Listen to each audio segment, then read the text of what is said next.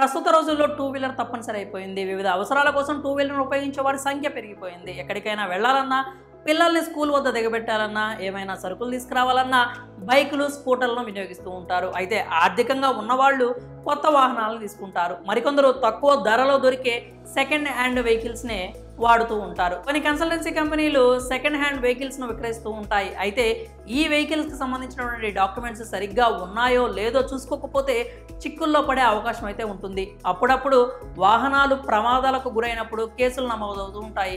దొంగతనం చేసిన వాహనాలను కూడా విక్రయిస్తూ ఉంటారు కొందరు. తీరా అలాంటి సెకండ్ హ్యాండ్ వెహికల్స్ తీసుకుంటే పోలీస్ స్టేషన్ చుట్టూ తిరగాల్సి వస్తుంది. లేని కష్టాలు కొని తెచ్చుకున్నట్లే అవుతుంది. మరి ఇలాంటి సెకండ్ హ్యాండ్ వెహికల్స్ మీద ఏమైనా కేసులు ఉన్నాయా అనే విషయాలను ముందుగానే తెలుసుకుంటే ఏ ఇబ్బందులకు గురి కాకుండా ఉండొచ్చు. మరి ఆ కేసుల వివరాలను తెలుసుకునేది ఎలాగా అని ఆలోచిస్తున్నారా? కేంద్ర ప్రభుత్వం ఒక కొత్త సిస్టమ్ని తీసుకొచ్చింది. దీని ద్వారా సెకండ్ హ్యాండ్ వెహికల్స్ పై ఉన్న కేసుల వివరాలను ఇంట్లో ఉండే ఆన్లైన్ ద్వారా తెలుసుకోవచ్చు. వెహికల్స్ పై ఉన్న కేసుల వివరాలను తెలుసుకునేందుకు ప్రభుత్వం crime and criminal tracking network and సిస్టమ్ను ఆవిష్కరించింది. వాహనాలపై ఎలాంటి కేసు లేకపోతే నో అబ్జెక్షన్ సర్టిఫికేట్ పొందొచ్చు. కేసుల వివరాలు తెలుసుకునేందుకు క్రోమ్ బ్రౌజర్లోకి వెళ్ళి www.digitalpolicecitizenservices.government.in అని టైప్ చేయాలి.